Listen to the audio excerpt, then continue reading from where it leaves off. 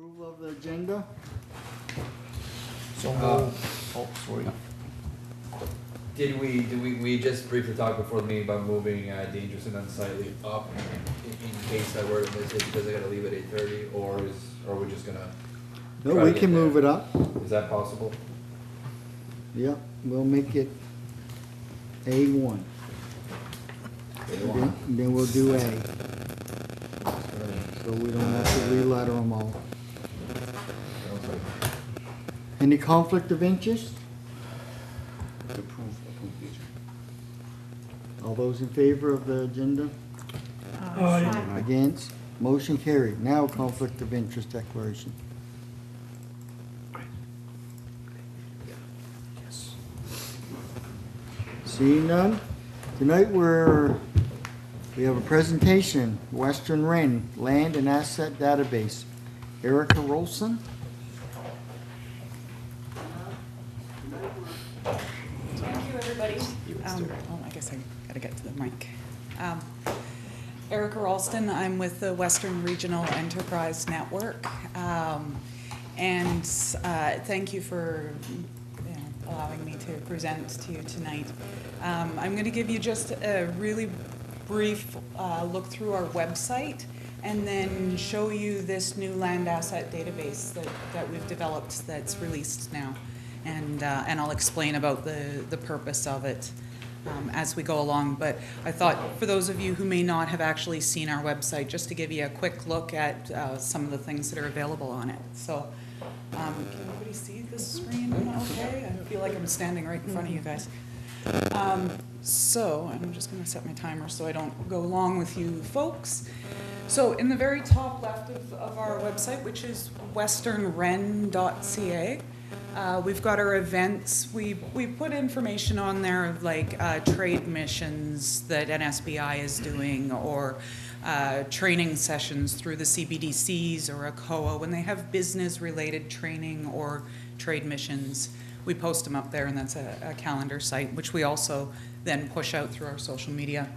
We have a blog, which was a slow start, but it's up and going every week now. We have blogs, so that gives you a little bit of information about what we're doing these days, because as most of you are probably aware, our mandate is a pretty high level, guide and navigate regional economic development. The blog gives you a few ideas of what we're actually doing, like the on-the-ground work that's happening. About is our, it's just about us, and the piece that might be of interest to you on there is that's where all the information about our board members is, and their board meeting schedule as well. So if there's any need to know about that, it's on that page. And then the contact information, it's pretty standard. We've got these additional sites down here. This is where these pages is where most of our information is contained. So I'm going to leave invest for the end because it's coming back to what we're talking about this evening. So the website on the live page is just some very high level. And then the contact. Okay. Sounds just like you. That was me. Sorry, I was just sharing our council meeting. Eerie.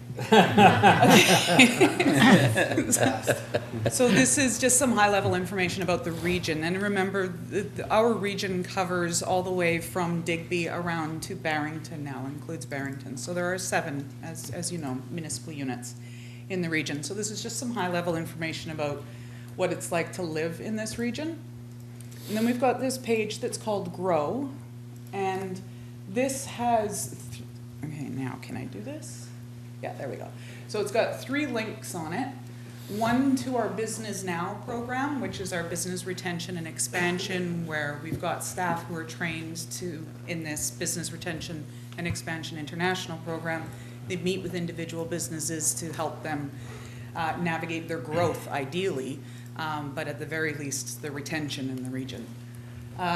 Business resources are a lot of our we don't do a lot of service delivery out of our office. We have a lot of partners that do service delivery.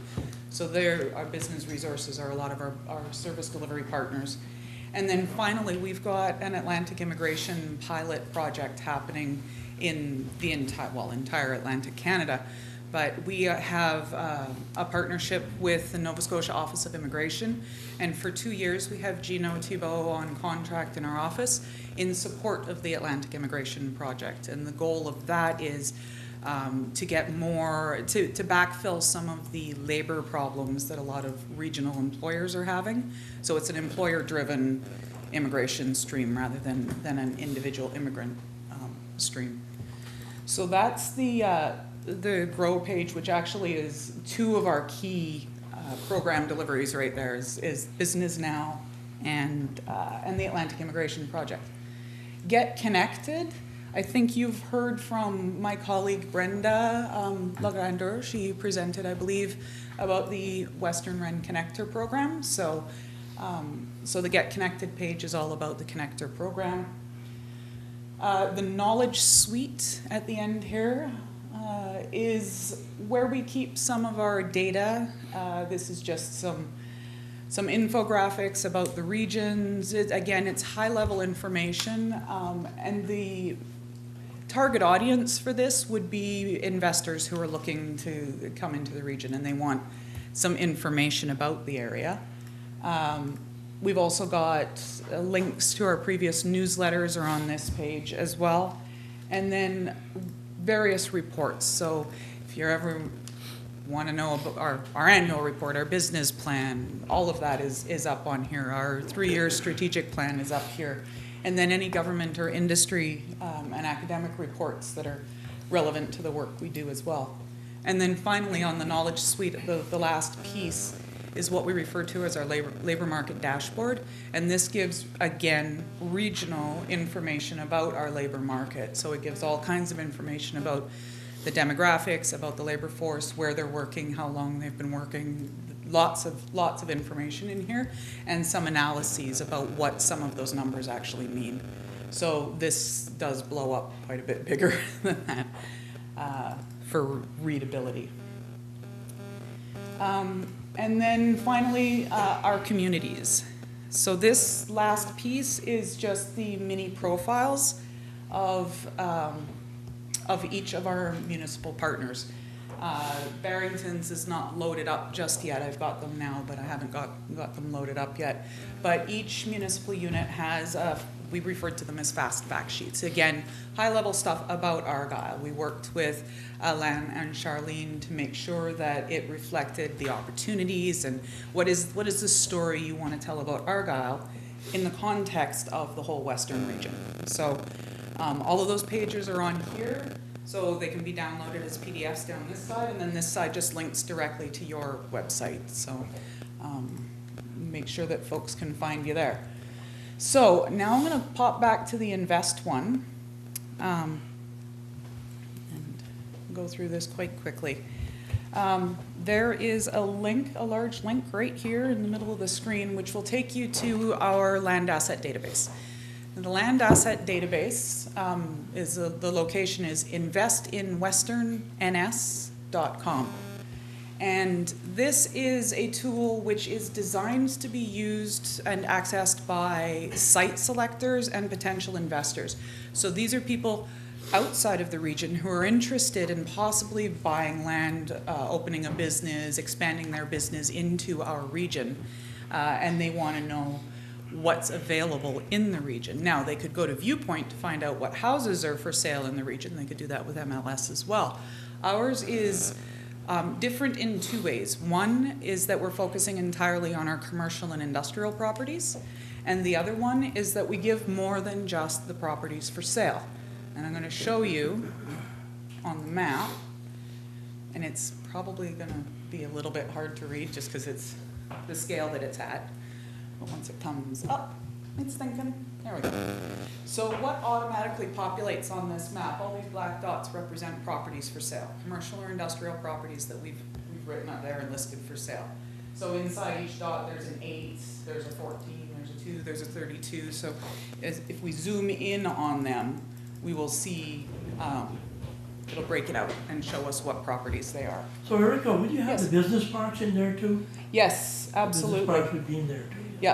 Yep, we actually have, well, that's great. Actually, I'm just going to take that question and go on to the next feature here.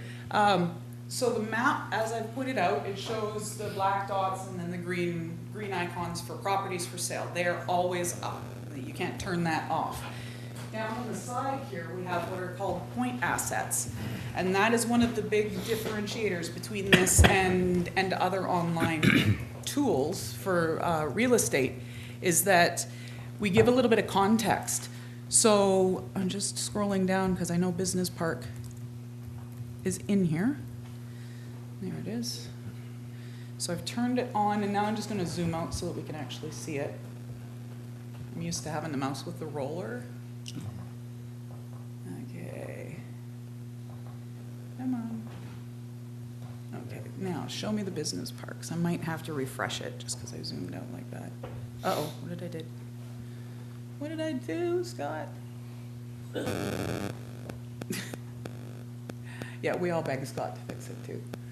Come on. Where's the refresh? There it is.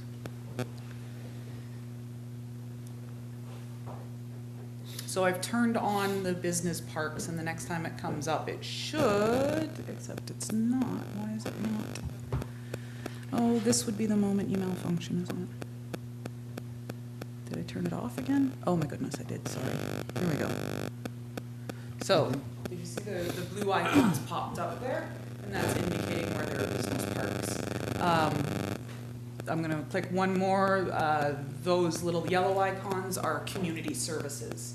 So as you scroll down through the point assets, you'll see health services, well, lots of community services and business services as well, financial institutions, hospitals, where are the fire departments.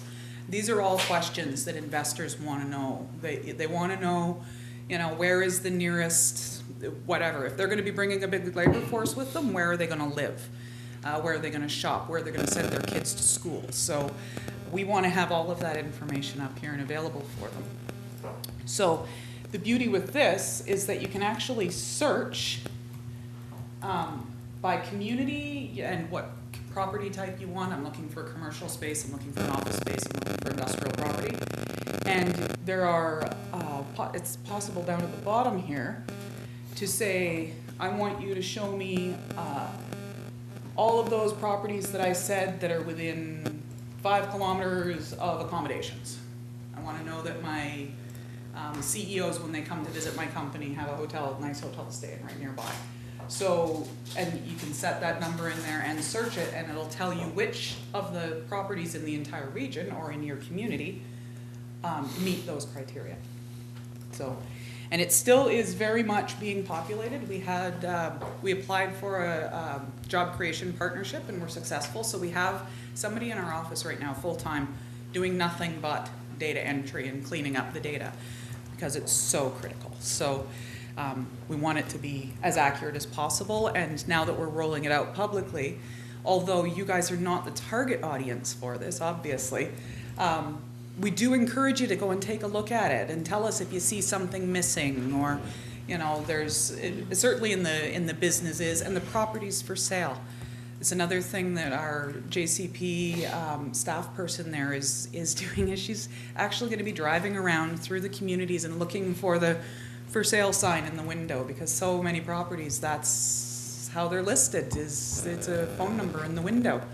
So, and in terms of trying to attract investment into the region, which is an important part of economic development, we need to be ready for that investment coming in. And this is a part of making sure we know the inventory. What do we have for businesses? What do we have for properties? So that is, in short, the Land Asset Database. If anybody ever can come up with a better name, we're all over it, because that's a boring name. Any questions? I'm impressed. I'm really impressed. Yeah? Investinwesternns.com. So check it out. Play around with it. There's search functions here. You can do another search over there, just all text-based, but this is, it's a little easier to see on the So, and just so you all know, we're doing the one in the Western region. Cape Breton is doing, the Cape Breton Regional Enterprise Network is doing one up there. The Valley Wren is doing one. I think the South Shore Wren is doing one, and I know that the Eastern Strait Wren is doing one. So the goal is that all of regional Nova Scotia outside of the HRM will be covered in this kind of fashion, where the properties and the context is all available for investors to find online. Because as any site selectors will tell you, if you're not online, you're invisible. Questions? Any questions? So I just want. Yes, go ahead. It was a good presentation. Oh, How are these connected? Like, are they connected provincially? Like, so when somebody does a search, this is great information, right? And how is it like linked to, I don't know, Invest Nova Scotia or NSBI? Or like, Yeah. what other links are there that, and what should we do as municipality to make sure that people understand that this is available? Okay. At this point, behind, like in behind the scenes and the database that's in the background, they are not all connected yet. But it's fully the intention that all of the land asset databases for the region will be connected and feed into NSBI's work. Their work is in large part to increase our exports and attract investment into the region. This is part of what we're helping them to do that for us, right? Not just attracting to the Halifax area, but the rest of the region, and this helps them do that.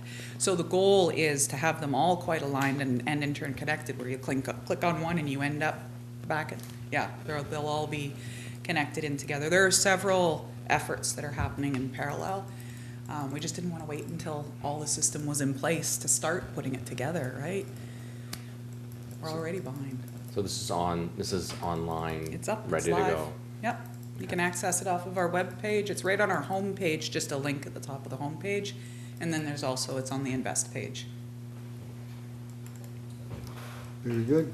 Great. Thank you. Oh, Councillor Just a Surratt? comment, I know that the coffee chain, Robin's Donuts, and they want to know some assets of the Tuscan area, and you know, this was 4 or 5 years ago, but this would be some handy to.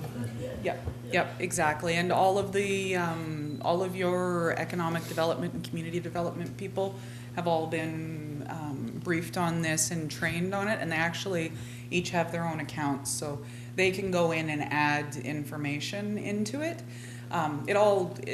For the quality control, quality assurance, it all comes back through me or Evan at the office. But they can go on and log into their account and submit a new property listing, or let us know that something is sold, or this business has gone out, or a new business has started. So our EDOs can totally feed into it directly. Admin building going up, that could be. That kind of thing. Big asset. Yeah. No? Yeah, those No, big really? changes, you gotta keep track of those. You wanna make sure that everybody knows where to go, right? All right, well, thank you all very much. Thank you, Erika. Very well done. Well done. And you-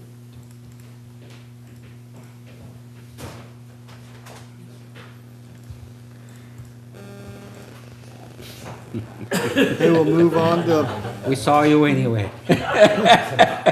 we'll move on to adoption of the minutes. Regular council of October 10th. Do we have a seconder? Second. All those in favor? Aye. Against, motion carried. Committee of the Whole, October 23rd. We have a mover. So moved. Second. Those in favor? Aye. Against, motion carried. Business arising from the minutes, I see there's nothing to open here, so I assume most of that's gonna be in the staff report. Okay. We'll move on to councillor's report. Starting right to left. Calvin, Nicole? Calvin? Yeah.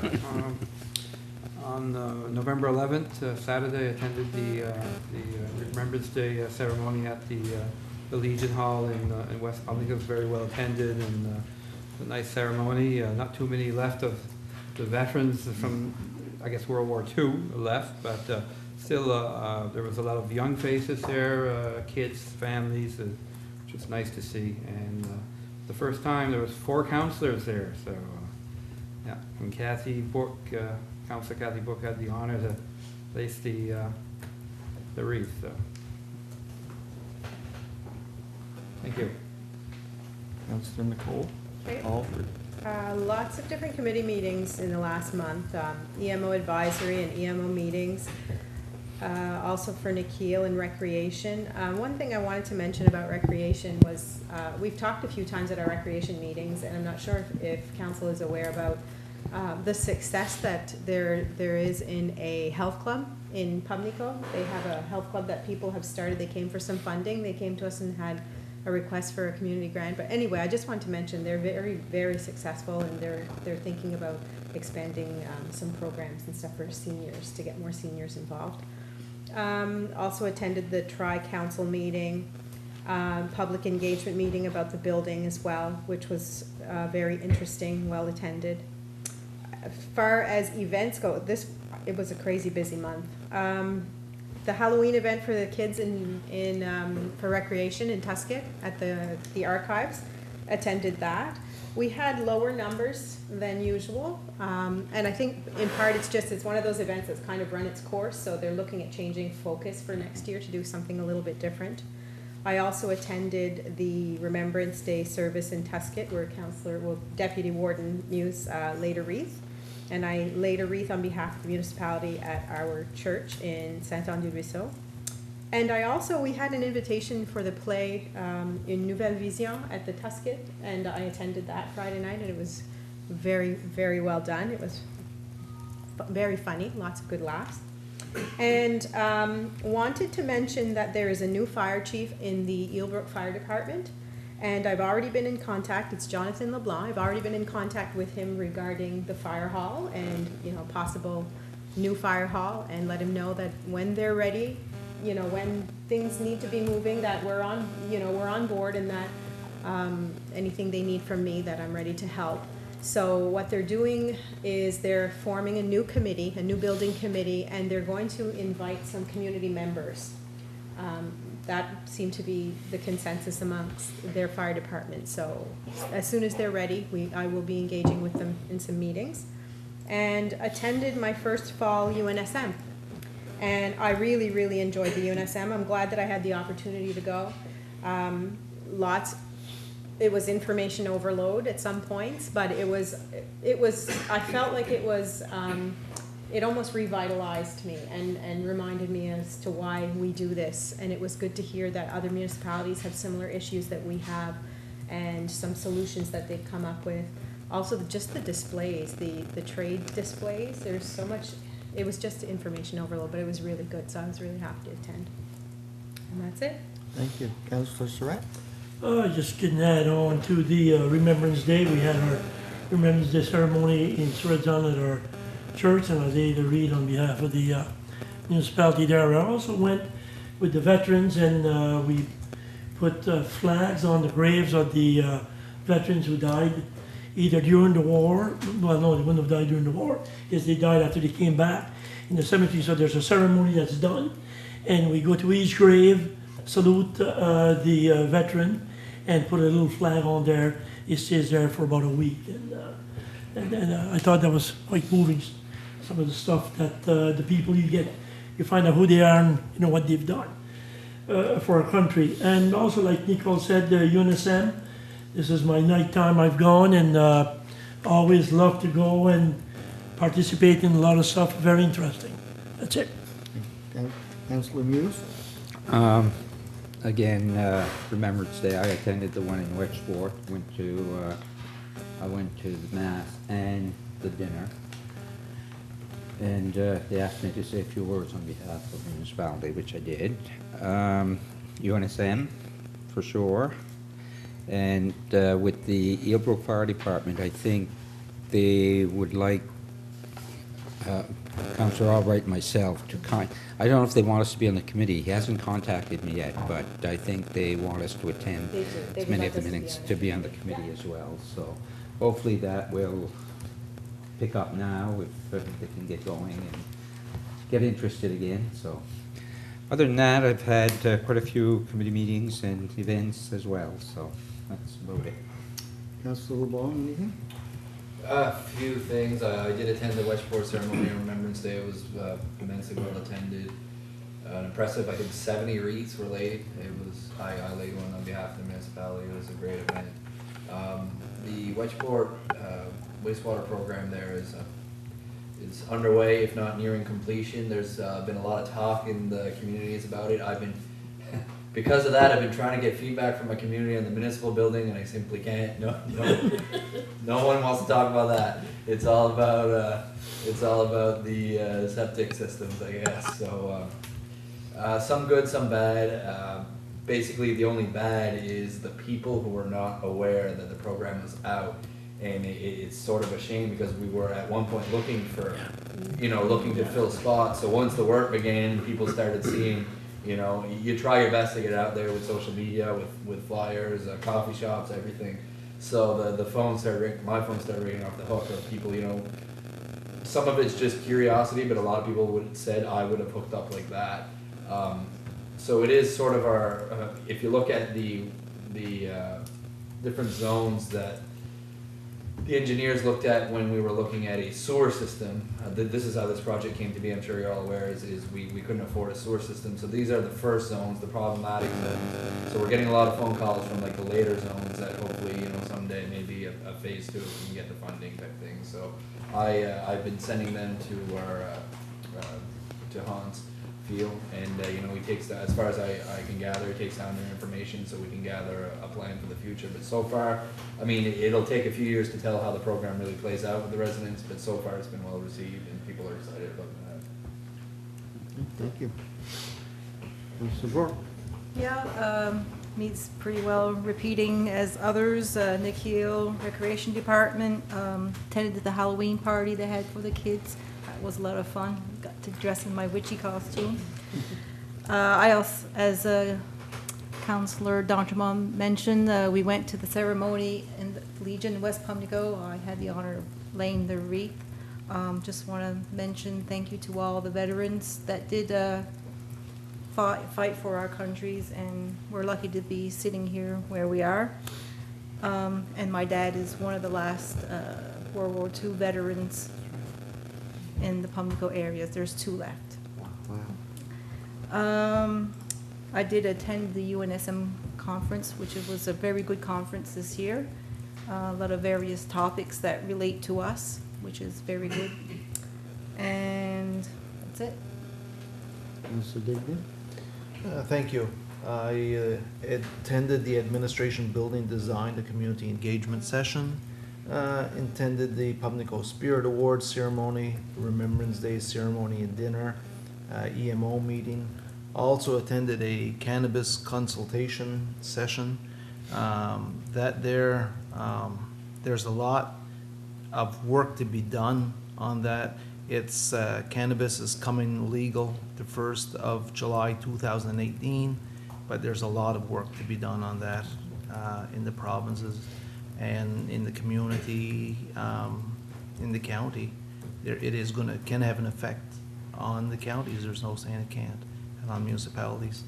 And one thing I did pick up here this evening, I will be saying here right now, that flag on the veteran's grave sounded very nice, and I will be trying to spearhead that to go on next year in Middle West Pubnico at the cemetery.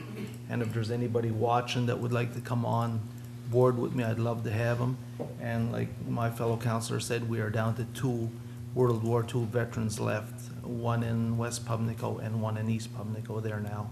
I think it's a great honor, and that's at least what we can do for what these people have done for us. Thank you. Thank you. We'll move on to the Warden's report. It's a rather lengthy list. I think there's 19 meetings or events I attended. Most of them have been mentioned here already. And what hasn't been mentioned, I'm sure will be mentioned in the staff report. So we'll move directly to the staff report.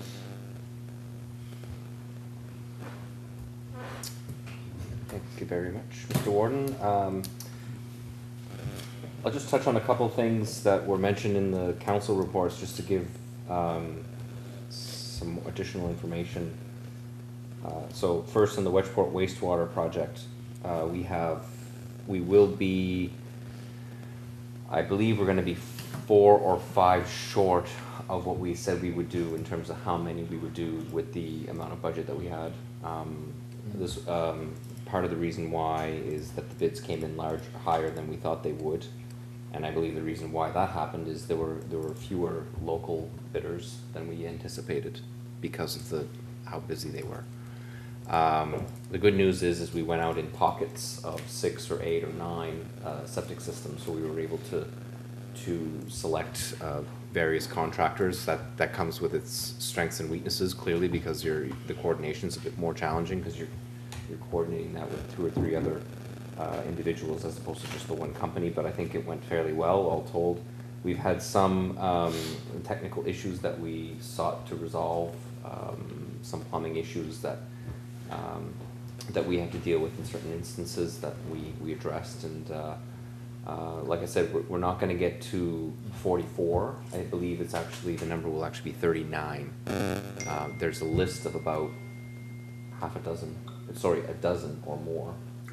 A dozen or more. So there are more people now interested than the original budget of 44. And you know how slow start we got on the interest, and likely more phone calls. I got more today. yeah.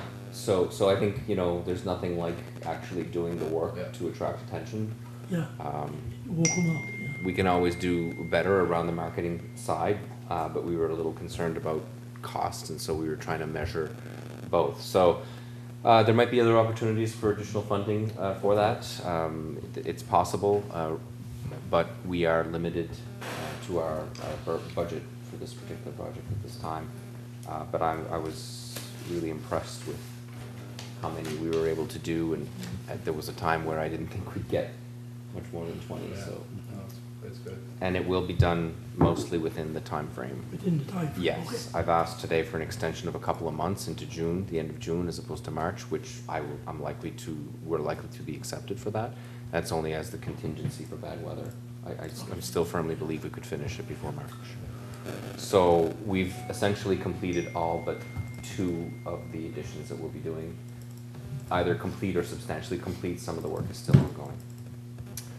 The cannabis, one of the themes of the cannabis consultations was that the federal and provincial government are taking all the revenues and all the costs are actually going to fall to the municipalities.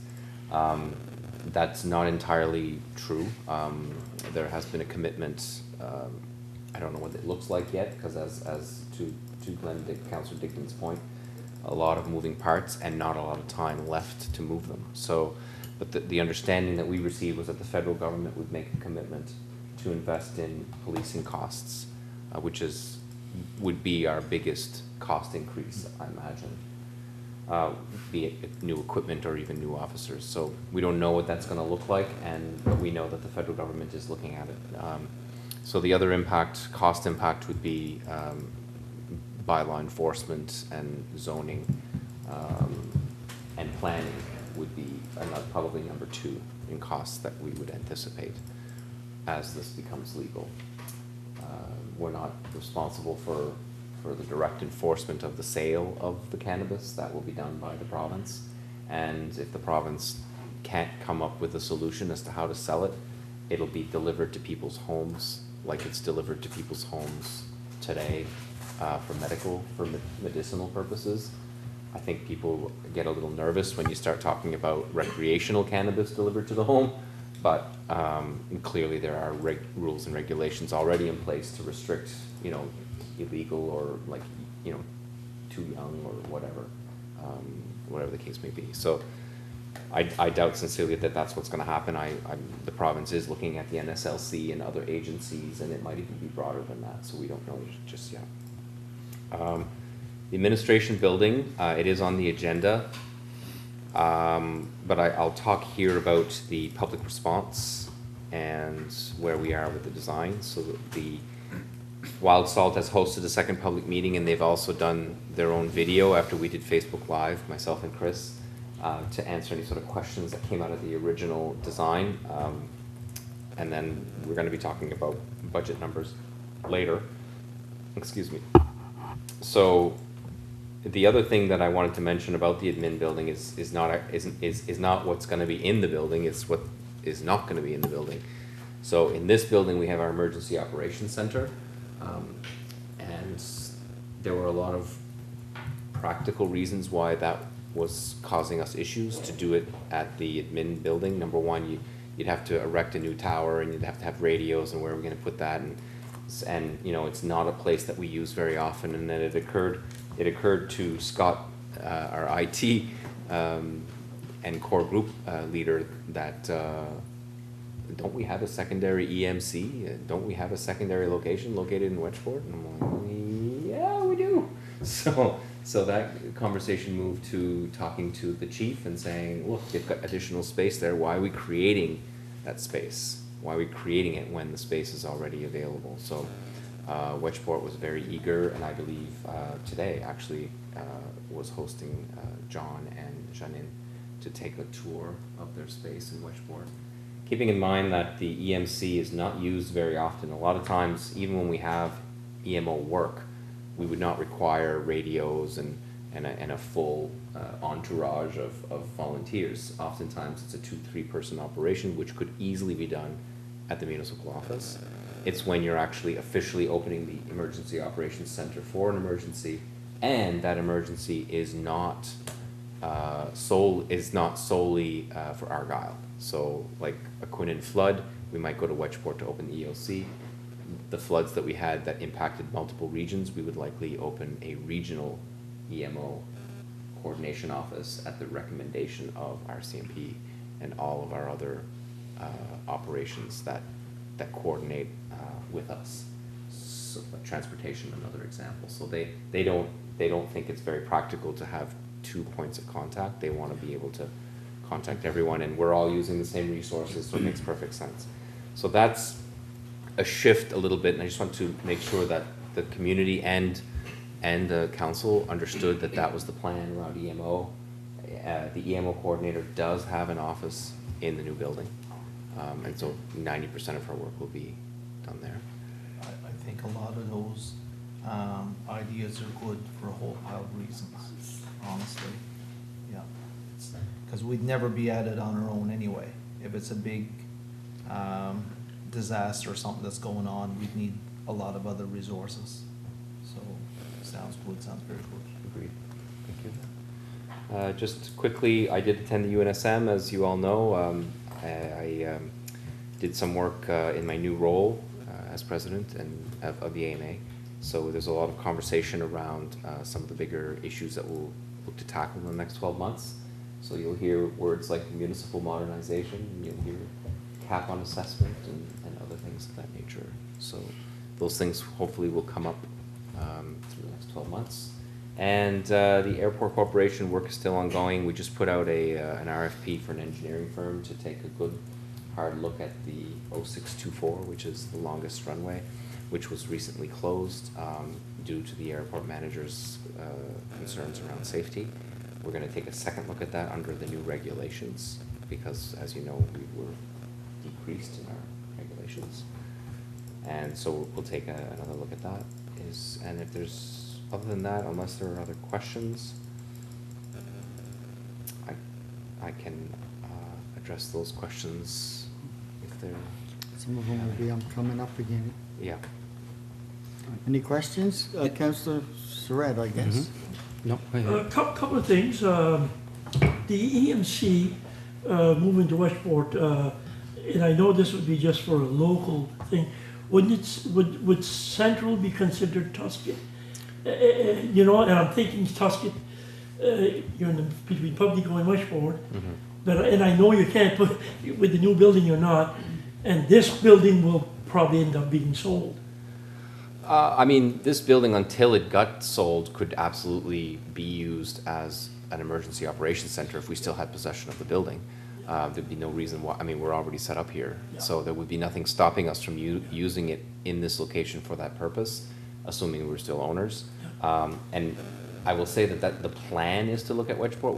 We haven't actually come up with a recommendation to do that. We had to take a look to see, you know, what kind of costs we're looking at there. And the third point is, you know, that might be a temporary solution if council as a group felt that Central in the community was important. one of the other upcoming projects being the new fire hall, potential new fire hall for the SAR or Yeovil Fire Department might be a future location, may or may not be a future location, but it's something that is worth discussing if your concern is geography. It's geography, yeah. Yeah, and clearly when we're opening EOC, we also have a requirement to travel the community. That's right. So your point is well taken.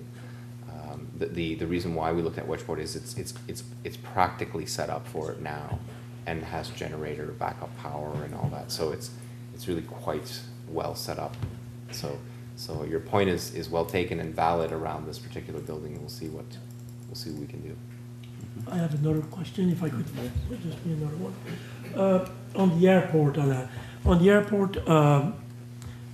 I know it says here on your report, the cause of the airport closure includes the loss of medevac, but that's not the plan.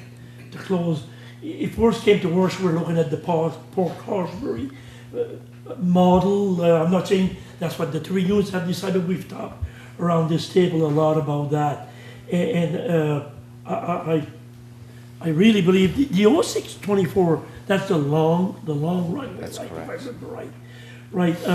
But there could be considerable cost savings there if somebody took the bull by the horn. And maybe I'm looking maybe always to move too fast. I have that tendency. Let's go. But I find it's dragging, and we have a man that could come down here, and Glenn has certainly talked well. And I'm not saying he's got all the answers by far, but I see here that it says that you're looking at staff levels, policies. The general manager is looking at that.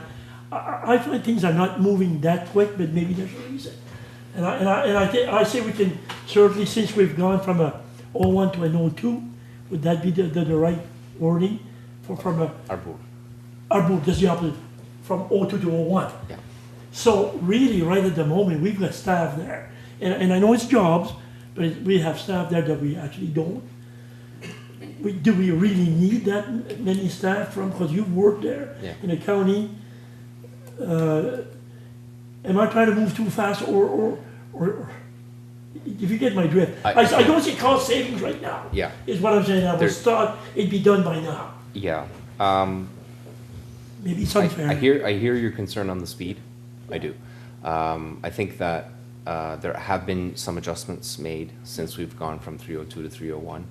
The security has been eliminated. There's no longer a cost, a monthly cost for security service, because that's no longer required under 301. I think it really depends on pardon the expression, but it depends on what we want to do when we grow up. So meaning, I know what you're saying. Meaning, if you want to be like a Port Hawkesbury, there are a lot of things that you can stop doing when you run an airport.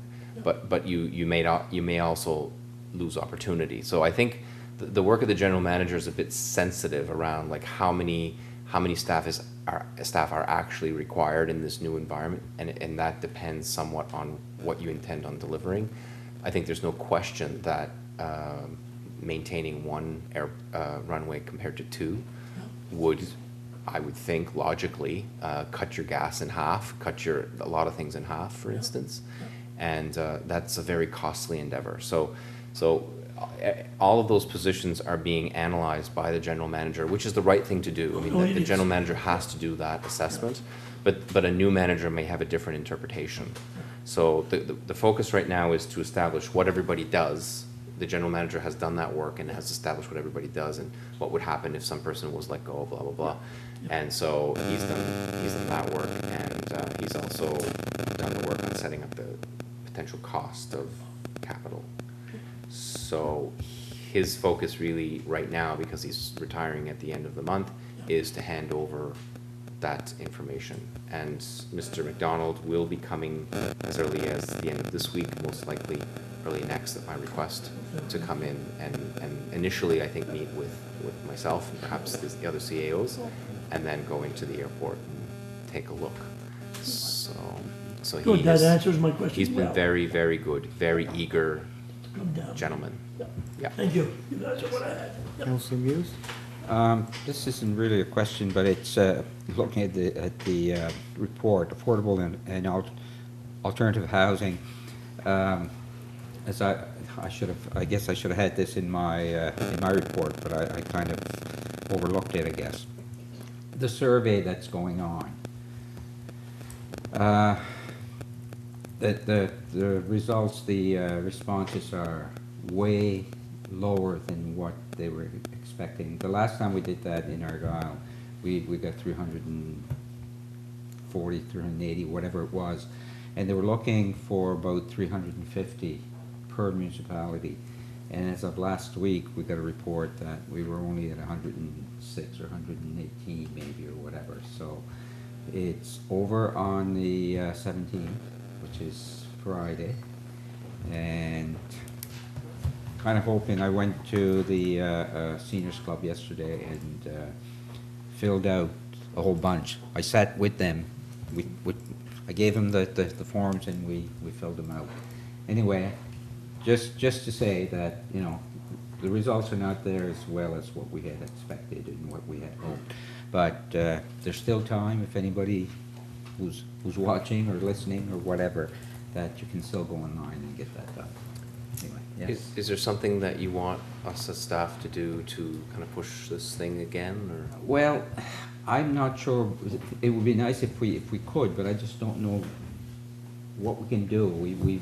It's been advertised. It's been on the internet, like on Facebook constantly. Like it keeps being shared with the site there, the website that you have to go to and whatever. And it's not just ours that's low. It's low everywhere. So anyway, I just wanted to bring that up, and again, just to remind people that there's still time, and the more we get, the better it is, I guess.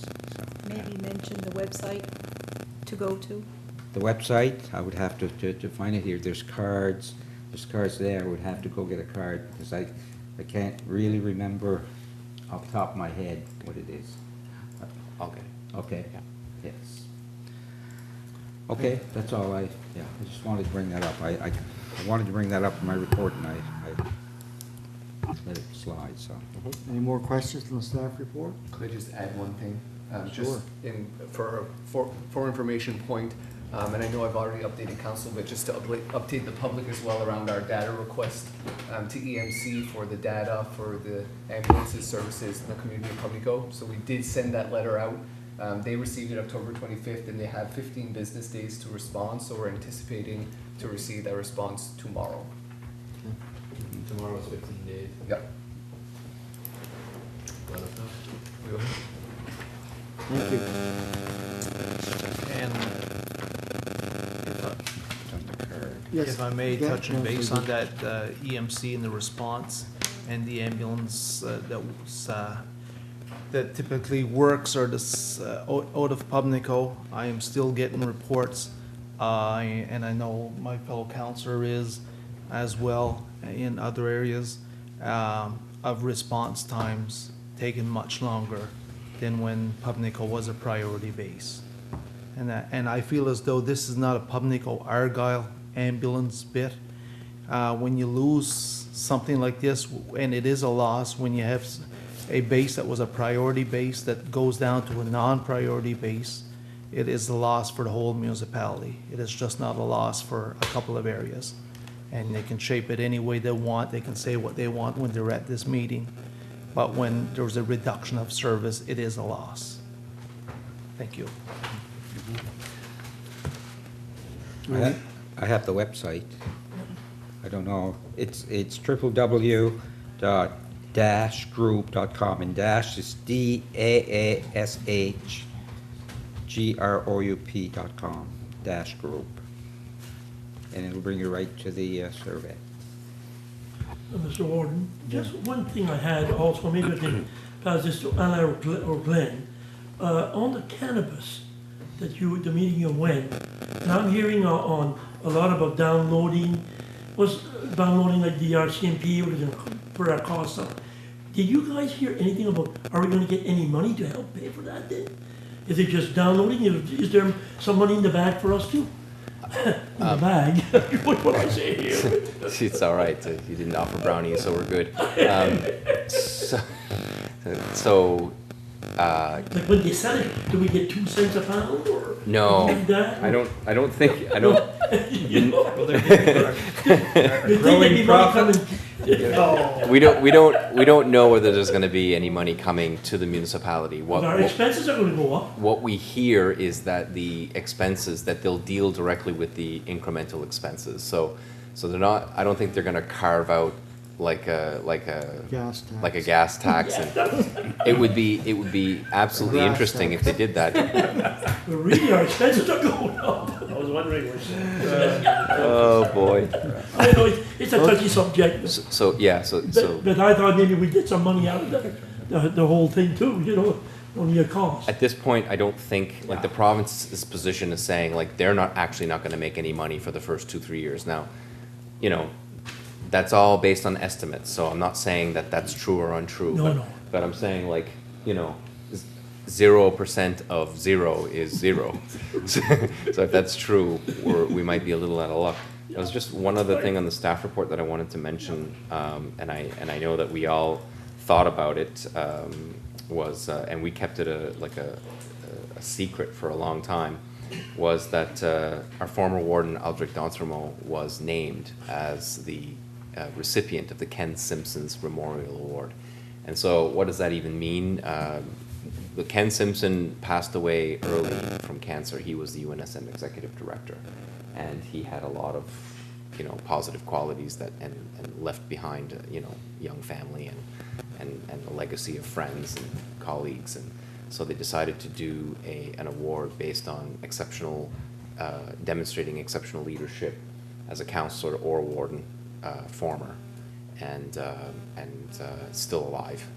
And they didn't do any postmortems, and so that demonstrated that a type of leadership and empathy and compassion and excitement, or whatever the qualities that Ken Simpson had. And I know there were multiple applications, and that our own former warden, Aldrich D'Entremont, was the winner, and they celebrated that last Thursday. And we just wanted to say a shout out and a thank you to him and his family for having accepted the award, and it was a real honor. It was a real feather in Argyle's cap, in my opinion, that Yes. you know, our former warden was selected for that. So. Thank you. Yes. Just what Councillor Soretta asked, the only thing, as far as the cannabis, the legalization, that I'd be more looking at and worried about is not so much the revenue that may be coming towards the municipality, and that as long as it don't cost the municipality any monies. That's what, you know, because again, with this downloading, sometimes the person, you know, or the organization or the municipality on the bottom ends up it costing them money. So as long as we're not, you know. And it's gonna cost us with policing and that, it's gonna cost us. That's right. Guaranteed. It's only logical that our planning would take a hit as well. Wouldn't there be district planning issues there?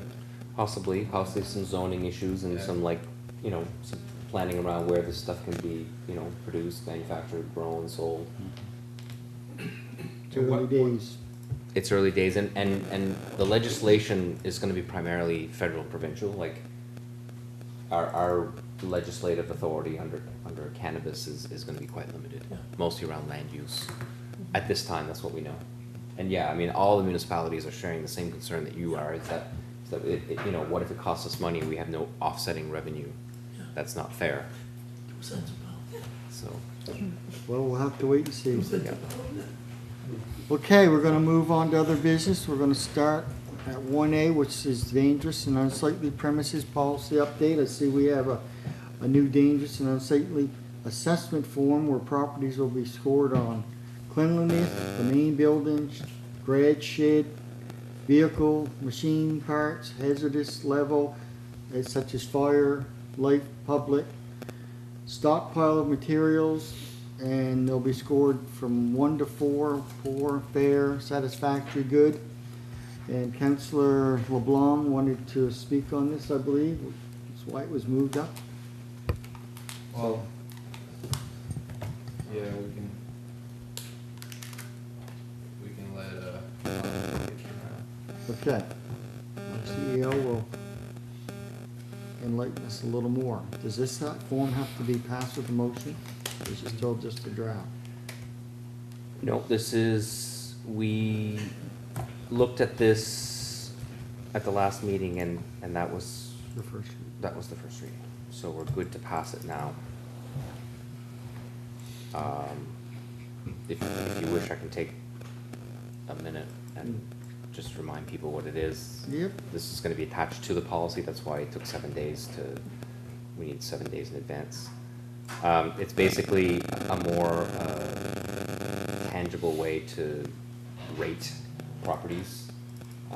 It's for two reasons. Number one is when you go and you visit the resident in question, they can see what's wrong. You can't, going to a resident and saying, this is dirty, you gotta clean it.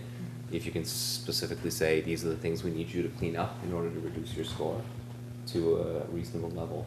Because sometimes what happens is people don't necessarily clean absolutely everything that's on that property that is offensive to others.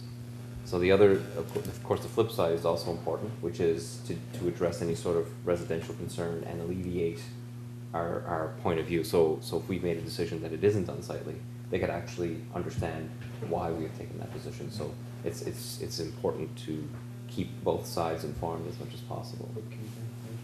So this is really a starting point for, okay, this is how we're gonna do it, this is how we wanna do it.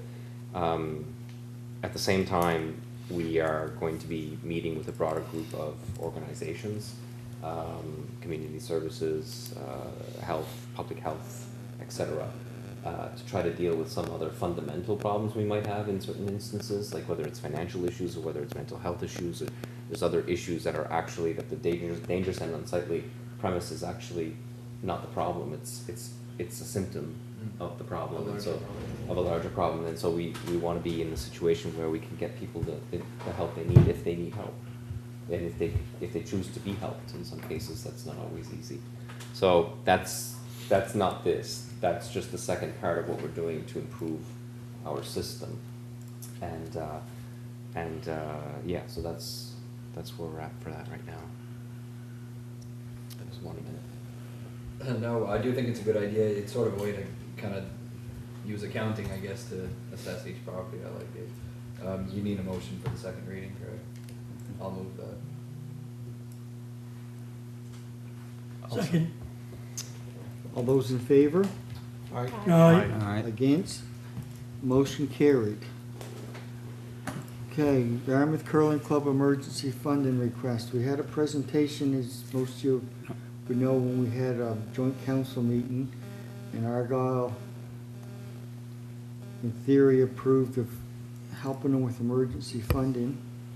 And I see we have 2 or 3 options here of how to fund that.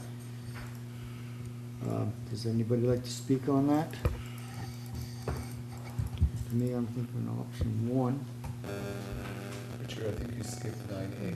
Yeah, I There's was gonna say, skip the nine YASTA. A's go, yeah, I was wondering what happened there. You skipped the YASTA one.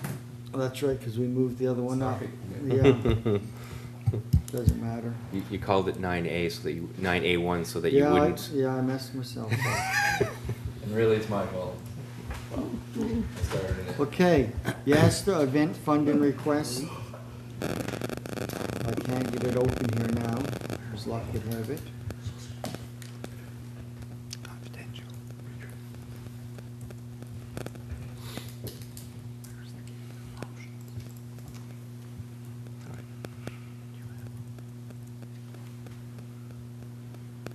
Okay, we have a recommendation here from the CEO and recommended motion. Because this is, we can't release too much information, maybe this should have been dealt with in camera, but, would you like to speak on that? And make it clear as mud? Just that YASTA, often what they do is prior to making these applications for events public, they have to do an application, so a lot of the applications are confidential.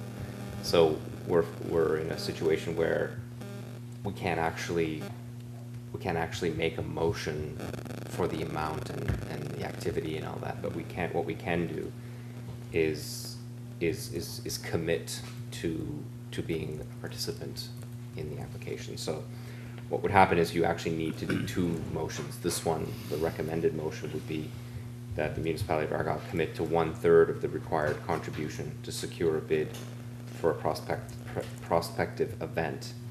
And that event and the amount will be confirmed by a second motion once the bid process is completed. So that's our way of being public and being transparent to the point we can be at this point, and then making it clear and transparent, because we can't spend money by speaking about things in camera. It just doesn't happen. So I have a question on can we put the year that it's supposed to be coming, or that would be confidential in this stuff? I think you could in the motion say Yeah, that I see. it would come out of next year's budget. Yeah, You can that's say that in the the motion. point of- yeah. Yeah, I would say that improves the motion, Yeah. actually, because the money is not required this year. Could we also say that it's, would be, right here, considering that the other two units, Like conditional. conditional, that's the word. You could, yeah, Or you can do that you'd as well. have- Yeah, I mean, if the other two aren't gonna, I don't think you have to say that out loud, because if they don't contribute, there's no bid. There's no bid. So I think you're safe not to make it conditional. You can just Very good. straight up say it. Because we're only committing to 1/3, That's right. so It's Yeah, right. right. Yeah. We need two more partners. they need two Right more on. partners. I'd like to make that motion that the municipality of Argyle commit to 1/3 of the required contribution to secure a bid for the prospect event in 2019 at the event, and it will be confirmed via motion once the bid process is completed. I'll second that motion. All here in the motion. All those in favor? Aye. Aye. Against? Motion carried. Now we'll move on to the curling club. Do we need a second motion there, or that'll Not be yet. later on? Later. Later, but that, yeah. If, and just so that everybody understands, if we don't get, if we lose the competition, obviously that's There's it. no money. Good. So there's no money spent. Yeah, great. So we have three options here. Support the request for up to 1/3 of the amount this year. Support the request for up to 1/3 of the amount next year using grants to organization policy, or deny the funding altogether. But I think it's option 3, we pretty well agreed amongst yourselves we'd support the project. So that's 3 recommendations. So we have 3 options. What does council think? What's the best way to move on this? Personally, I like number 1. I like number 1 as well, but the question is, do we have the money? It's, I'm presuming you're asking me that question. Yes, logically. All right, okay. I just didn't want to just start talking. Sorry, Alan. No, that's no problem. See you. That's no problem. That's no problem. Counselor. So we don't have it budgeted, but based on our projected surplus, there would be sufficient surplus to pay for it in the current year, and if not, it would come out of the prior year surplus, which is more than sufficient. So if your intention is to support this, then it shouldn't be an issue. Yes. So, reading all the preamble to that, like what, if it falls within our bylaws, can we do that? I know we haven't budgeted, it's a grant. So, reading all the criteria here for where, if they would qualify, do they qualify to get that this year by just us giving that, not as a grant? How is it going to be listed, or? Right. So, according to your grants to organizations policy, you have 2 times where you give out money, Yes. April and September. That's right. There are, the council will consider a request outside of that if it meets 3 conditions. Right. The request is for a special event or activity. Special activity, I think, would qualify. The activity is, the activity is held in the municipality of Argyle or clearly benefits businesses in the municipality. I'm not sure that this request meets that. And the third one is that it meets the provisions of section 65 of the MGA, clearly meets that because it's a nonprofit organization, it's a curling club. So unless you change the policy, you can't do this with a motion today. If you support option one, then the recommendation is that you need to change your policy, because what Right, you're saying that's right. is you don't agree with your own policy. That's what I thought too. And so you would, so the point is that council says, okay, well, this is an exception that we hadn't considered when we initially did the policy. We either say, no, we'll wait till next year, because that's what our grants to organizations policy says, which is okay. Or if you really feel like this is something that you shouldn't be restricted to consider by policy, then you change your policy. Okay. So, Mhm. so if you agree that option one is the way you want to go, the first step is to actually request an amendment to your policy. Right. You cannot actually. Well, that's the way I had read it, that if we went there. But I agree, I think number one is the best option, because, by using that for the grants organization, I think it's, we usually have so many that I don't know that we want to start reducing more than, giving a great big amount to one organization.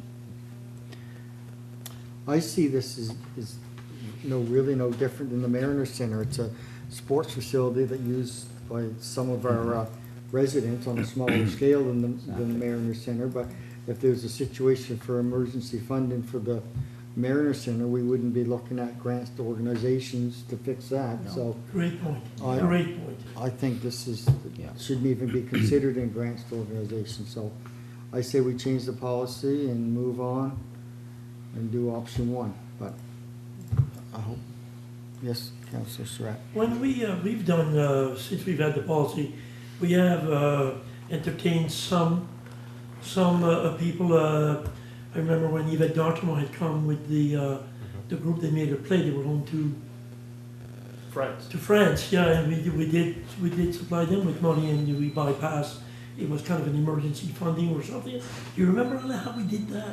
I can't remember, but we bypassed the grant, I know that. That was before the amendment to the policy. So following that presentation, you made the amendment of the policy to God, avoid you had a good memory. accepting the Great requests point. between the time. I'll send it. I certainly support option one too. If it means to change, like you said, it helps our residents, I'll go home for that. Is that a motion? I'll make that a motion, yes. Seconder? Seconded. So the motion, just to be clear, if you select option one, Yeah. the motion is that you're requesting an amendment to your policy, grants to orgs policy, to reflect your interest in assisting emergency capital projects regardless of location, provided that it met the interests of council. Absolutely. That's just, yeah. So that's the motion. And then subsequent to the amendment, you can then address the Very good. funding question. And by the time that all gets done, we'll probably be into next year's budget anyway. I think, no. They need it now. The amendment will be done, the amendment will be done before your next meeting, because the amendment is very simple to do. But you do need the 7 days of reading, and so the only thing that might delay you is if you don't have a November committee of the whole. That will delay you, because then December will be your only option to read it, 7-day notice. Now, it could probably give you 7-day notice without it actually being a meeting. But you can. So, Oh, you can't do that? so I retract that statement. We could pass this as early as the first meeting in December. And at that point, Aren't you giving notice now? they haven't seen the amendments. They have to haven't see written the it. amendment. All right, it's not written, I can't download my. Oh, no, yeah, it's just amended. Like, Just amended, we don't yeah. have the amendment, written as of yet. All those in favor?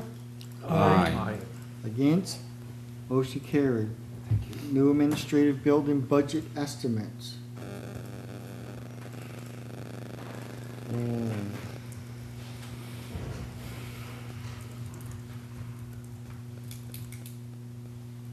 Still loading. Okay.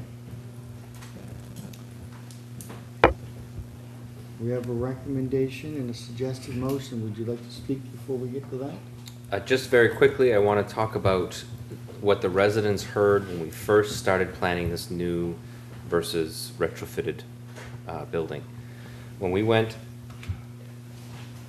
pardon me, when we went into the communities, we told communities that depending on how large the building had to be, it could cost between 2.2 and 2.4. That's what most of our residents heard when they went initially in the, and so the range was based on 8,000 to 9,000 square feet or something of that nature.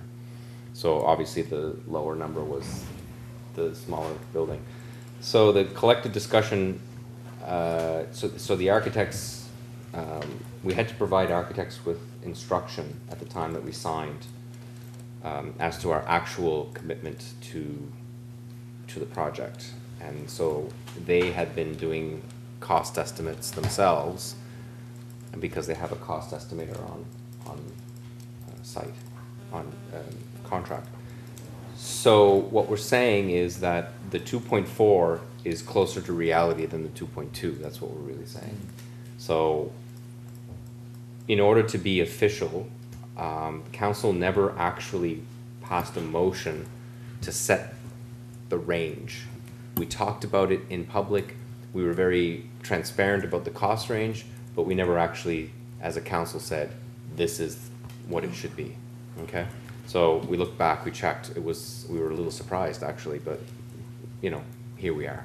So based on the fact that, you know, we've all seen the public response to initial design, perhaps it's, you know, appropriate that this decision is being made now, because it's being made including the public input on what they saw. So it's not necessarily a bad thing. So the recommendation that I'm bringing to you is that council set the construction budget range of 2.4 to 2.75 on the project. I hope we don't revisit that, but I think we need to set parameters for the architects in a real official way. They have been advised as to what, or they have been advising us what they think it's going to cost, and they think it's going to be in the 2.6, 2.65 range. So this range includes that with a little contingency one way or another. This budget does not include any consideration for federal gas tax funds. So for instance, if the budget, because we've done solar, or because we've done something funky with the building that provides energy efficiency or net zero, if that happens and we're using federal gas tax money to do that, it's beyond this range, I'll come back and ask permission again. The point is that, and I think I said this in a previous meeting, the vision would be that it would be great if we could stay in this range. But if we go outside of this range, I would want it to be somebody else paying for it, i.e. federal gas tax, not our reserves, not municipal coffers at all. So if it's going to be beyond that range, hopefully somebody else is actually paying for that. And in fact, if you pass this motion, you're forcing me to stay in this range unless I come back. And so I don't want to do that. I want to stay within this range as much as possible. And I know that the architects, again, and I'll repeat this because I've said it before, the architects are contractually obligated, as we are, to stay within a price range. If they have designed something that is beyond the price range, they got to go back to the drawing board at their cost. So we're partners in the deal, in essence. So they are required to work with us. So are there any questions or comments around the range? I have a couple of things. I see here that it says a 15% contingency. So, and that, if I've understood it right, the architects could be 15% below or 15% above. So 15% above, so that means if we're setting 2.4 to 2.75, does it mean they could come with 15% above 2.75? No, 2.75 represents the approximate 15% gap. That's what I didn't get, okay. Yes. Yeah. I think it doesn't quite get to 15%. Like, I think 15% actually is closer to 2.8, but I'm trying to squeeze it. I think you might have answered the question, if you don't mind, Mr. Yes. Warden. I hope we don't need to revisit this again. So what in the back of your mind could cause us to revisit this price again? Because the price has gone up. I guess is what I'm thinking of. Anything else that comes right away? Yeah, well, obviously, what the cost estimators and the architects believe things to cost and what is being bid are two different things. I get you. So there could be things that, that they anticipated would cost X and they actually cost X plus. So what protects us against that is competitive bidding. So if we have a lot of people interested in the project, obviously pencils will be sharpened, and so everybody's looking to make money on this job. They're contractors, they want to make money. But I mean, if they want the work and it's a beautiful piece of work, I think it would be a nice showcase for whomever wants to do the work. There's a lot of pride involved. So agreed. So we're hopeful that will manage some of those costs. But quite honest, like when you do high-level estimates, you can get it wrong.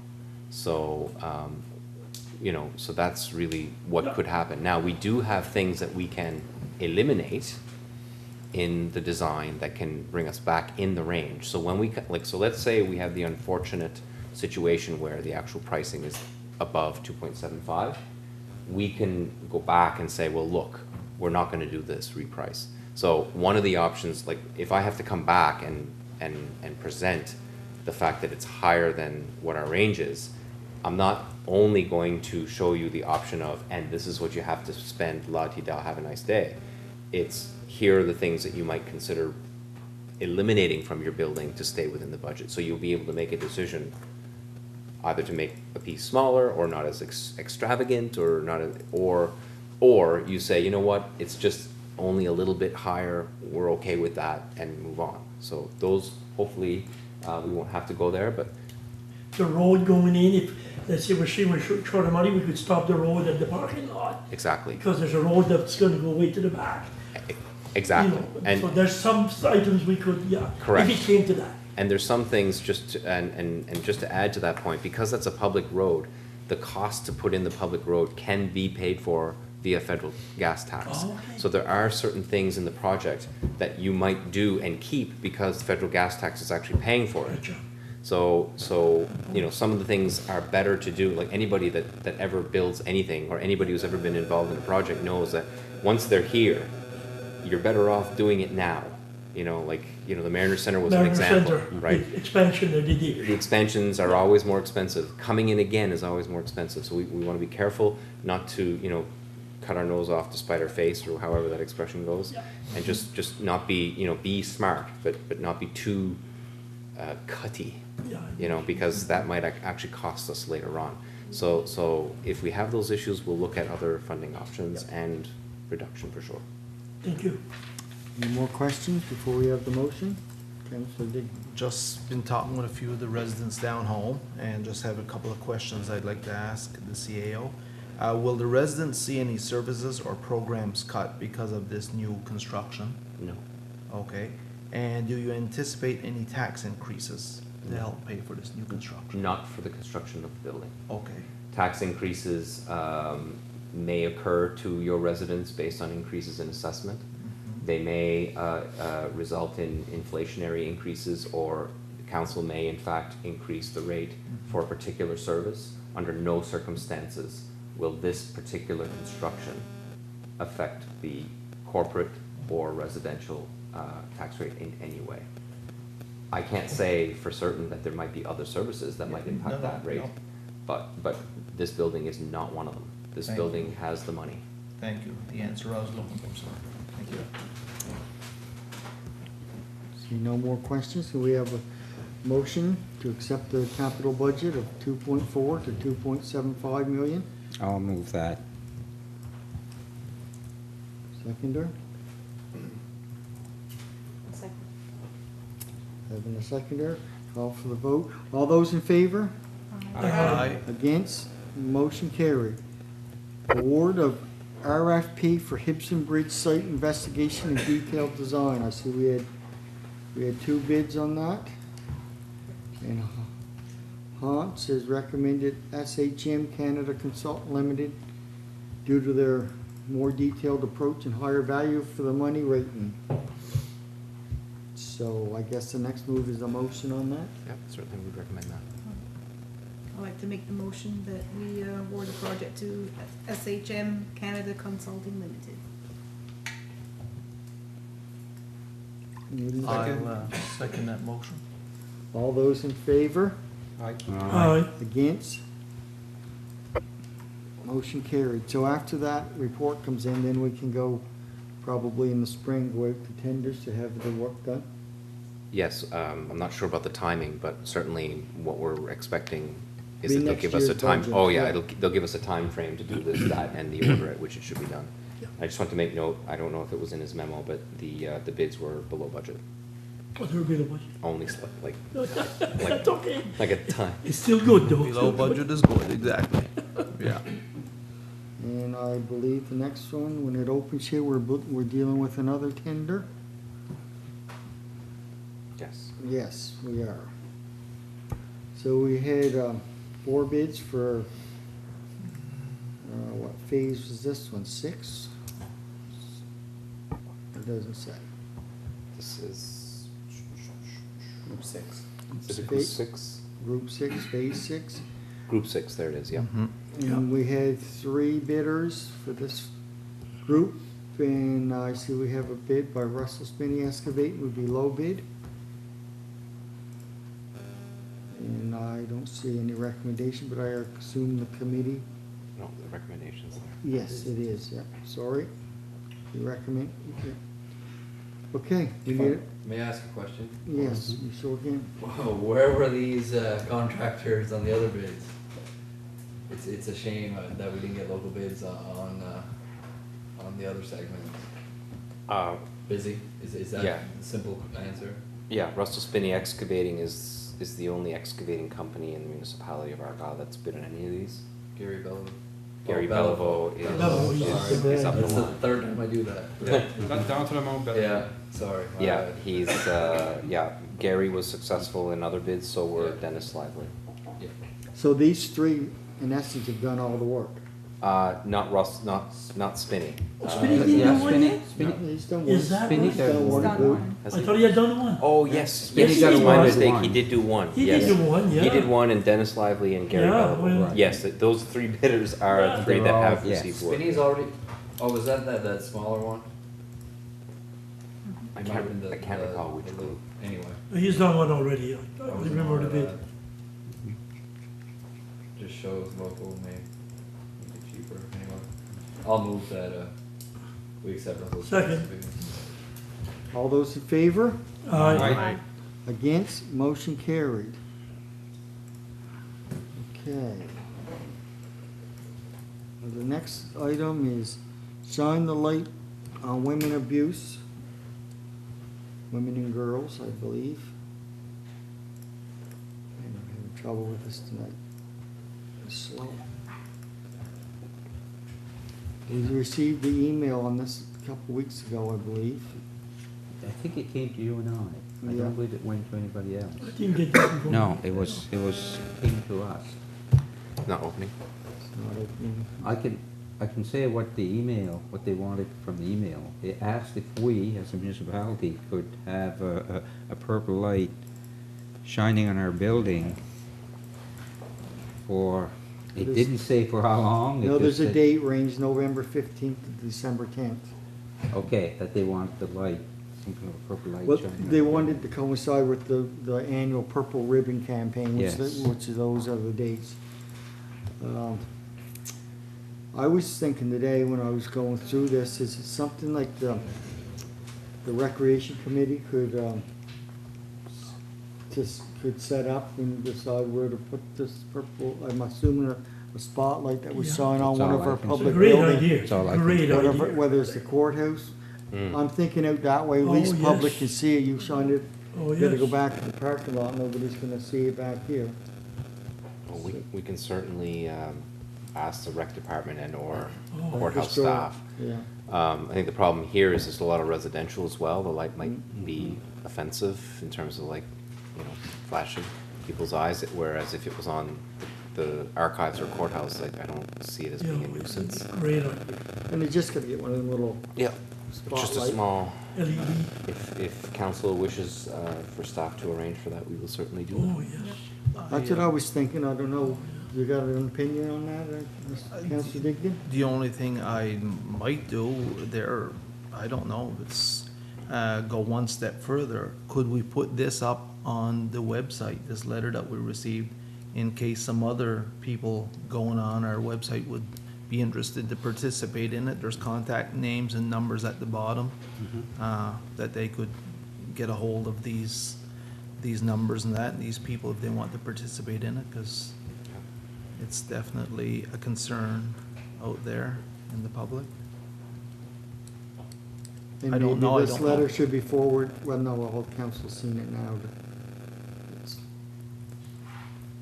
Okay. Do we need a motion for that? Is this just? I'd like to make a motion that we put a purple light bulb to show our compliance with National Day of Remembrance and Action on Violence Against Women and Girls, and shine it on our courthouse. Second. Any questions?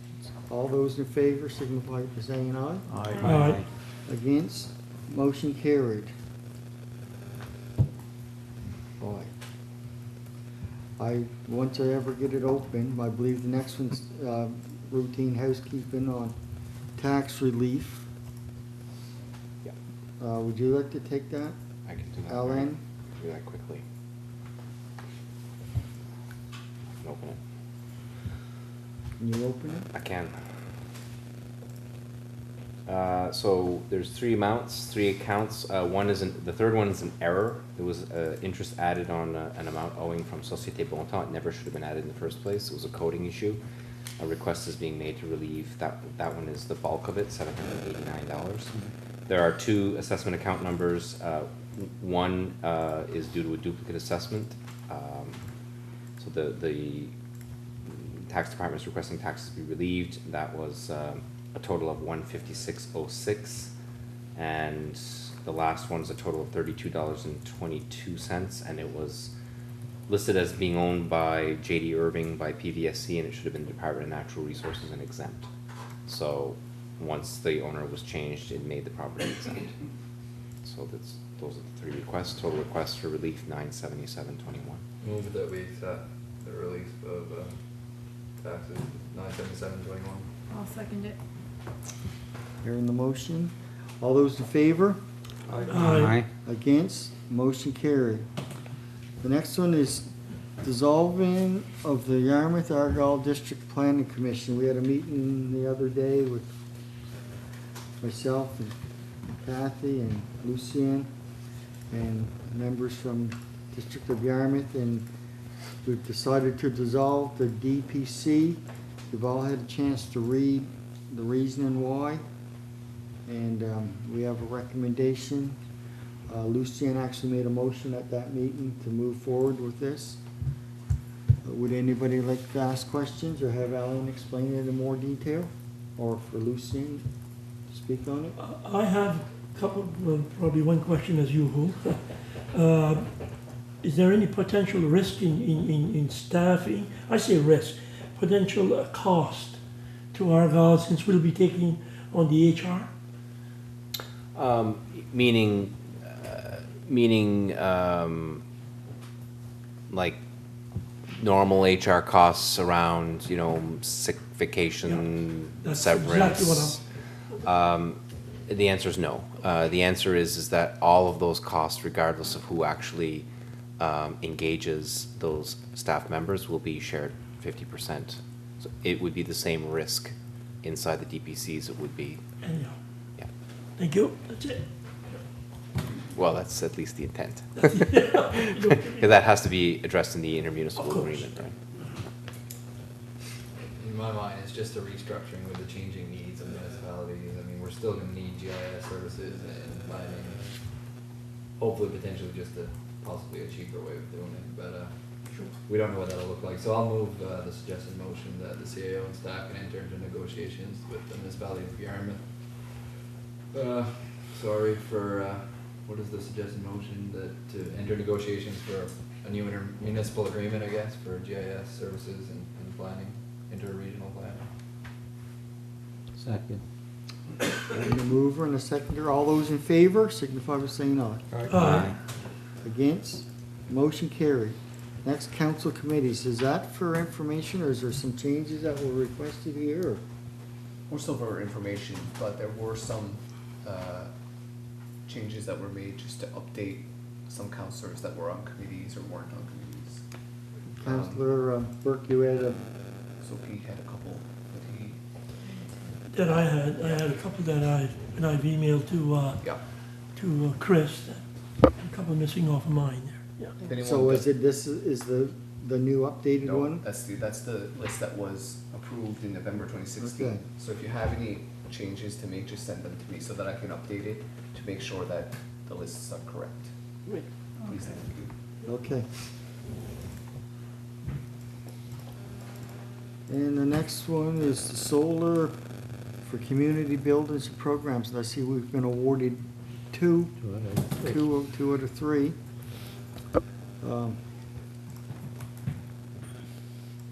One was you explained it, Mr. CEO. Sure. So we applied for a lot more facilities than we probably actually intend to use, because we weren't sure how the bidding process would work.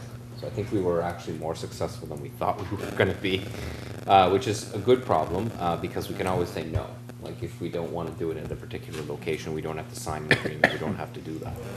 So as you might know, this has been led by the Green Energy Committee. And so we have an agreement with Erika, which is a third-party organization that has helped us through this whole thing. And they've been very, very helpful. So what I would say is we don't really have a decision at this point. What I would want from this council is to understand that 180 Rock Road, which is our building, at the sewer, it's a sewer plant. And the second building that was accepted was the fire department at West Pubnico. So the one that was rejected was the Wedgeport fire department. I think what it had to do with the cost. So what they determined was I think the Wedgeport cost was a little higher for whatever reason. We didn't do the costing information, so they picked the lower cost ones because that's obviously going to be cheaper for Nova Scotia Power. Anyway, so those two have been accepted for the municipality of Argyle. There have been others accepted across the region. So remember, this is a regional project. So the Green Energy Committee will reconvene and will take a look at these and decide or recommend next steps, because we want the ones that are at the highest price, that we can sell it at the highest price. So that may or may not be in the municipality of Argyle. It could be somewhere else. So we're going to do our best to try to represent the solar projects in each of the three areas. But it's possible that some of them are more lucrative than others, and so the intent is to actually make money doing this. So what I would recommend to this council is to simply accept this information and ask for a recommendation from the Green Energy Committee on how to move forward. That would be my recommendation this time. Councillor A Surratt. couple of questions. How did, and it's because I don't remember, how did these get picked? Because I thought we had the admin building was one of the ones that we were talking about. So how did we end up with these three? Why wouldn't it be Quinnen, or why wouldn't it be Amiral's Hill? Was there some kind of criteria that you looked at? Yes. Yeah. Yes. So first of all, the fact that we didn't have an admin building, that was kind of an easy play to defer that one, because like they were like, okay, it's going to cost us. We have no idea, so they couldn't actually make an application. The good news is there is another round of application. So if ever, like if we wanted our solar panels to be part of the solar program, we could probably do that. Although our plan right now is to do it regardless, because we're either gonna make money selling it, or we're gonna reduce our costs by putting them on the building. So either way, we're good. So there are other locations and there are other criteria involved. Some of the criteria involved, you had to own the building. It had to be on or near a building that you owned with a 50 certain, meters. correct, certain security measures. Like, so we picked some of those that we knew that there would be some form of security. Like, for instance, you know, Rock Road has its fencing, right? So, and the fire department, well, the fire department is managing that location quite well. So it's those criteria impacted, as well as how expensive it would be to actually install the panels at that location and to wire up the panels in that location. So depending on how old the building was, that could be more expensive or less. So those are some of the factors, but it had to be on municipal or like municipal buildings or near.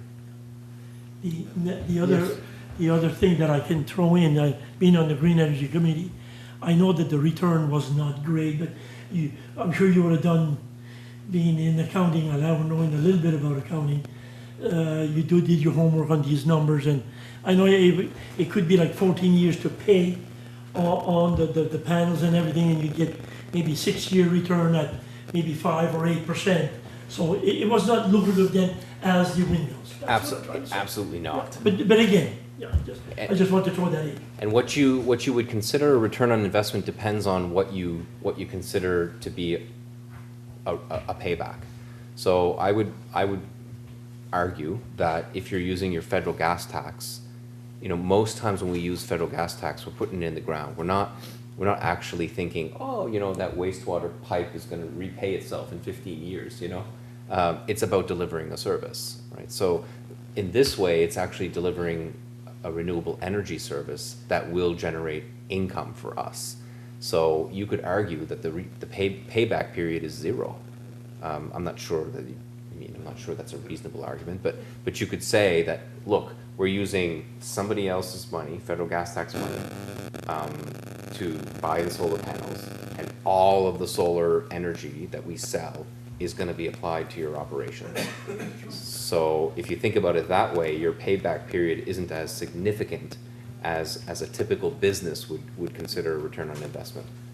So just that's a very valid point. Just great point. Something to think about. I'm not saying it's just a different way to look at it. Totally different than I was thinking. There is a cost to using the federal gas tax money because you're not using it on something else.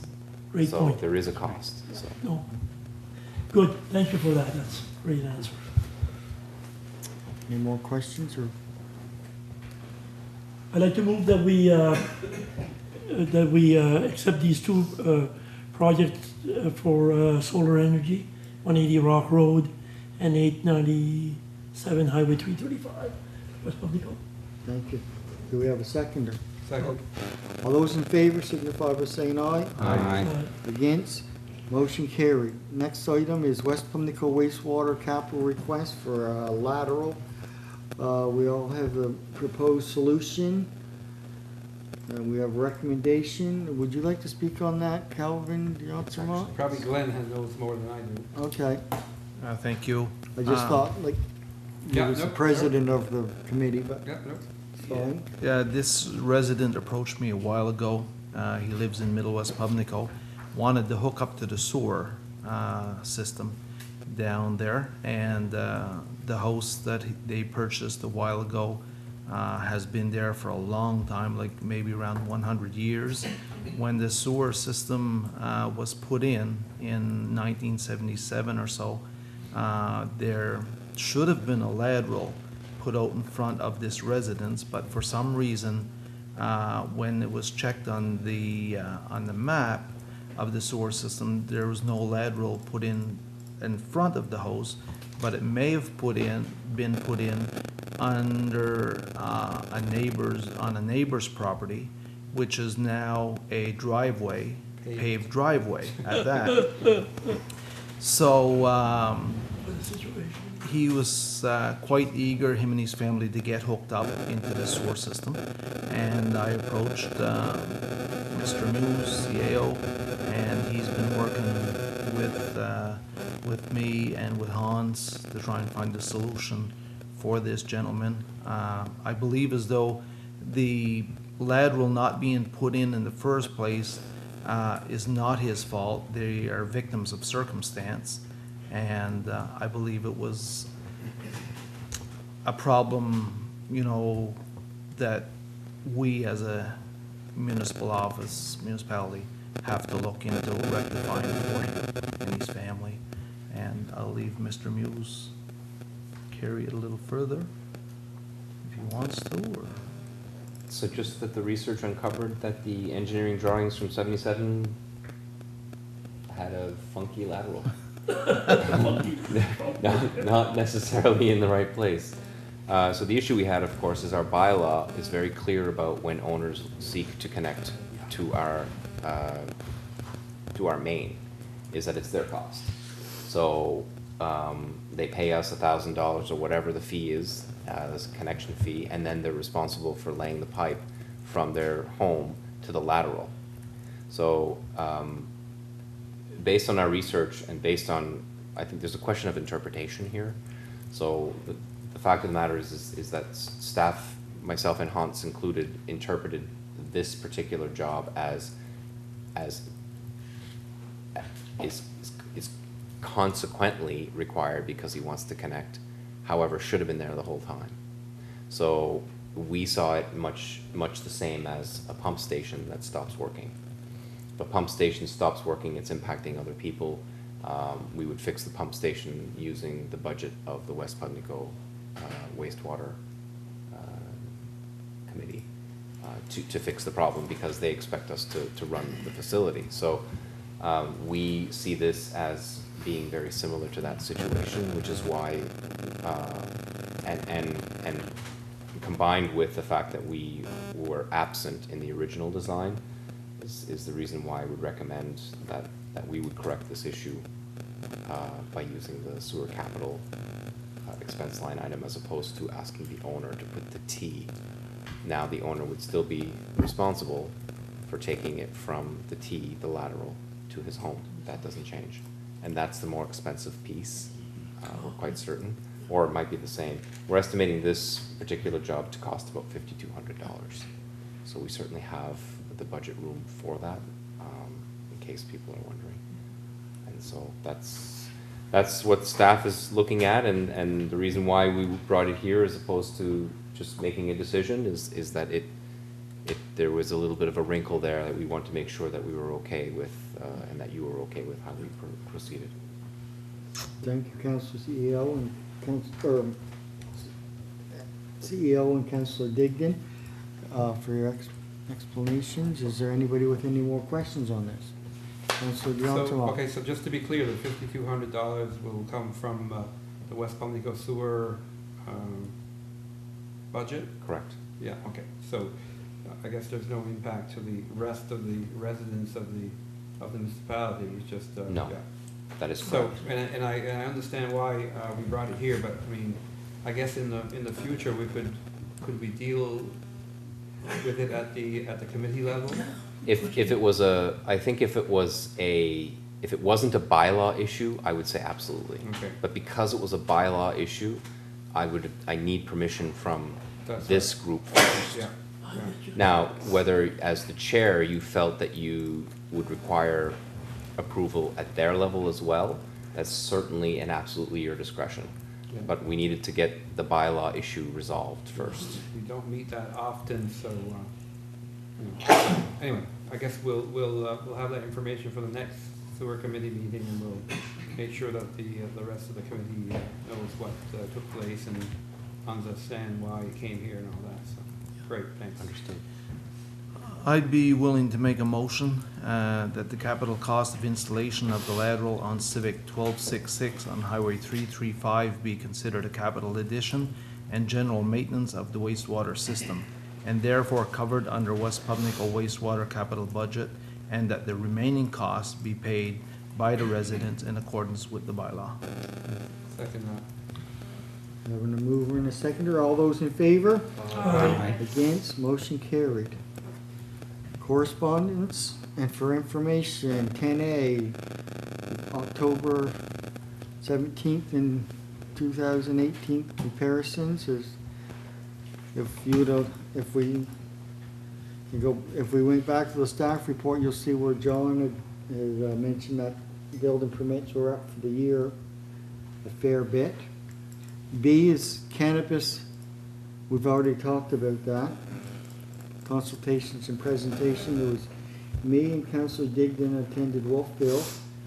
Councillor Muse and CEO Elaine Muse And Charlie. and Charlene attended the Bridgewater one. So there's a lot of information. Basically, they were asking for municipal input, but for the most part, it was the province telling us probably how it was gonna come out. And I mean, everybody's under the gun because it's a federal jurisdiction and they're saying July 1st, so they're saying deal with it. Isn't there another session in Bridgewater on the 22nd? There's something going on. Yes, I'm not sure it's the same, however. More of a workshop. led by Yeah, you it's and more, SF. it's not the same as what we had gone to, but there No, is it's something different. else. There's a fee It's led to by you. register at That's this correct. one Yeah, as it's well. led by UNSM Yeah. as opposed to the Oh, province. okay, It's, okay, it's, yeah. it's more of a workshop on the impacts to the Right. communities. And C is the town of Clark's Harbor supporting Barrington in the way that they adopt resolutions at our UNSM. So that's ongoing. In the Western Counties Regional Library Annual Report. Mhm. And number 11, financial requests, community grants, East Pubnico Fire Department, Ladies Auxiliary. Councillor Brooke? Yes, the Lady Auxiliary would like to purchase some new supplies for for the local fire department in case of emergency. So I'd like to propose $500 towards that. Having a mover and a seconder, all those in favor? Against, motion carried. Agenda topics for next meeting, notice of motion by councillors, is there either or? What's the proposed date for next meeting? 28. You know where that one's going? Proposed is the 28th. Oh my God. It's a problem Well, it's just a problem for a few of us, probably. Oh, no, yeah, that's right, yeah. for three of you. Three of The us, first, for sure. that's the first day of fishing. Second day. Second. Second day, First day of yeah. That's hauling, hauling day. Yeah. yeah, I won't be here, Okay. What? believe it or not, no. Come on. 1, 2, 3. For 3 or 2? There's 3. 3? Well, Actually, extra. seen a few years that we could make it, but there's no guarantee. so. Yeah, no. Just go to the The front. boat's got bigger since then, too. Yeah. We've That's right. canceled and we've postponed before. Yes. So that's an have. option if you chose to do that, but. We're meeting a little late for regular. Typically, we get in a little earlier because if you remember, the 31st was on the Tuesday, so we're actually almost in the middle. It's the 12th of December. Yeah, so I think waiting for the 12th shouldn't be the end of the world, Okay. so we can cancel. And if there's anything immediately, you Can can always. call a special meeting. Absolutely, and we might perhaps we would bring some financial, bring in the financial presentation so that you don't miss, because there's no committee to hold at the end of December, right? That's right. So we may just kind of do a bit of a That's not a problem. combination. No, it shouldn't be. I'll double check. Although, person doing the presentation is probably busy there then too, so That's right. I'll talk to our director, and if I have to present, then so be it, it's fine. So we're combining them.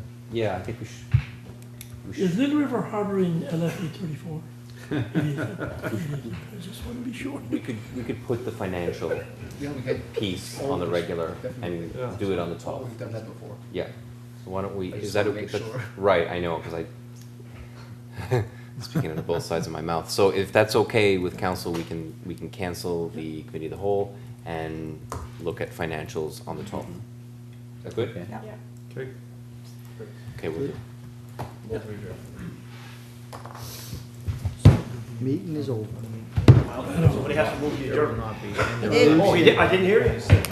Of December. Keeping the tradition in that corner of In the. that corner. Yeah. Oh, we can't leave from that corner. Same last name. So, I just, before you guys get going,